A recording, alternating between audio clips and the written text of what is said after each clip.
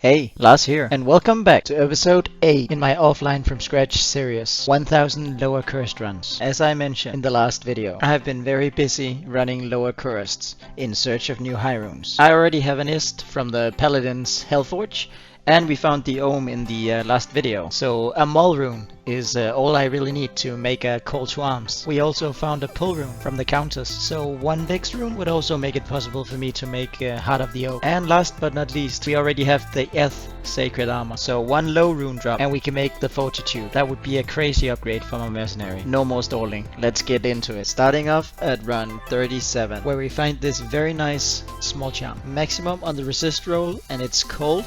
And 13 to life. This is a pretty cool first drop. I had to wait a little while before the first rune drop, but a small 100 runs later, on 130, we dropped the first high rune. And it's a freaking Ohm rune. A very nice first find. And if we get one more, we can cube 2 of them up to the low rune. At this point in time, I thought a 100 run dry streak was bad, but it gets a lot worse later. Only 25 runs after the Ohm rune, we get a mid rune drop, an rune. Not really what I was looking for, but this almost feels like back to back. I can maybe use the rune on my Paladin for all resistances. On 166, I sadly start the game on normal, which means I lost the layout. So here's a quick picture of the new layout I'm gonna be running. I think it took me like 10 to 15 runs to find this, so it wasn't too bad, but I should probably have looked for a better one, considering how many runs I'm gonna end up doing. On run 230, we find another mid rune, but it's an important one. It's the Mal rune. It's great to already find this, because this means that we can make CTA at some point, so that's definitely happening when I'm done with these 1000 runs. Only 11 runs later, we find another rune, and this was the beginning of a good streak of 3, because 4 runs later, we get another mid rune. We see the first goal rune of the grind. Not that cool by itself, but if I get another one, I can cube them together to create the Vex rune. So I'm very happy with this one as well. Just about 70 runs later, we get the next drop. Not the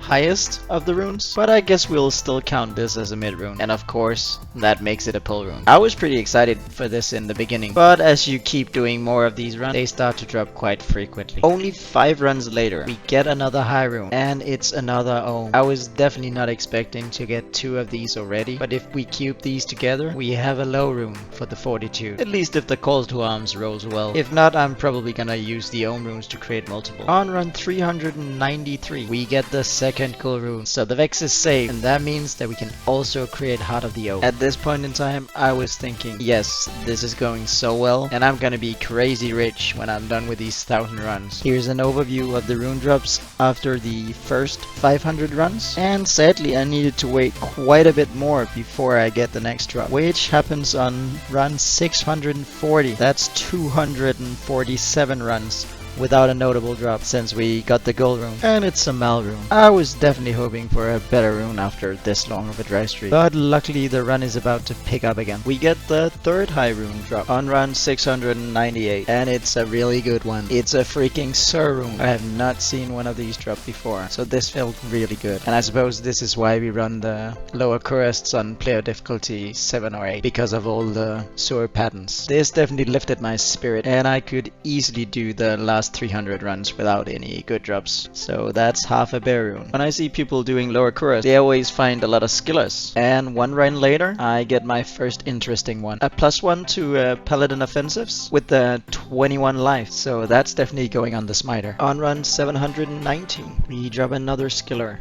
This time it's for the assassin. +1 to traps, with nothing else. Probably not planning on playing traps, but with 42 item level requirement, I suppose I could level one with it. For some reason, it was just raining skillers, and only 6 runs later, we drop another very nice Grand Charm. +1 to summoning skills for the Necromancer with 31 life. I'm not sure about the item level of the charms from the super chest, but 31 seems like a really high roll. On run 749, we drop a baby rune, and I was not sure I was gonna include it, but I did it for the fun of it, because notice which chest it dropped from. And 1 run later, the chest somehow upgrades the rune drop, and it drops a pull rune. So back to back Lem into a pull rune. Sadly, I did not get an rune from the chest on the next run. That would have been hilarious though. Almost 200 runs later, on run 939, we get the next drop. I apologize for the quality of the clip, but my recording software was bugging out at this point in time. If it had been a lower rune, I would probably just have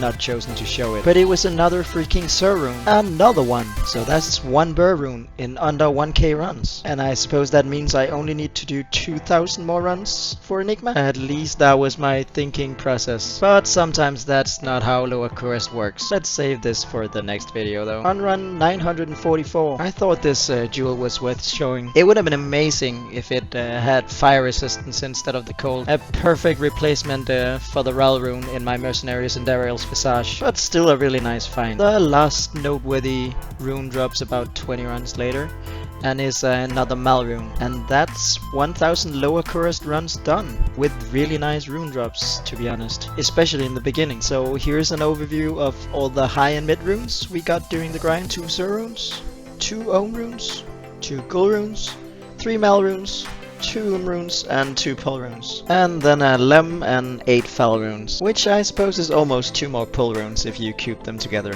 And here is all the lower runes. Feel free to pause if they have any interest, but there were a lot of them, so I didn't really care to sort them, sorry. I also picked up all the flawless gems along the way and cubed them up to perfect ones. So I got about 2 full stashes plus inventories of perfect gems. So I'm definitely gonna be reloading some charms in the future. And here is an overview of all the random charms I found. There were quite a few with like 10 to 1 resists or 18, 19 life, but I didn't really think they were interesting enough to show. There were also a bunch of non-interesting skillers. And a few small charms with the magic find, ranging between 3 and 6 sadly. It's still nice to have though, until I get all 7 ones. I think there might be 2 actually, with 7. As I mentioned earlier, I was thinking I just had to do 2000 more runs to get 1 Enigma, but that does not seem to be the case, so look forward to the next video, which is definitely gonna be more than 3000 runs. And of course we're gonna be crafting Call to Arms, Heart of the Oak and a Fortitude. If you're still here,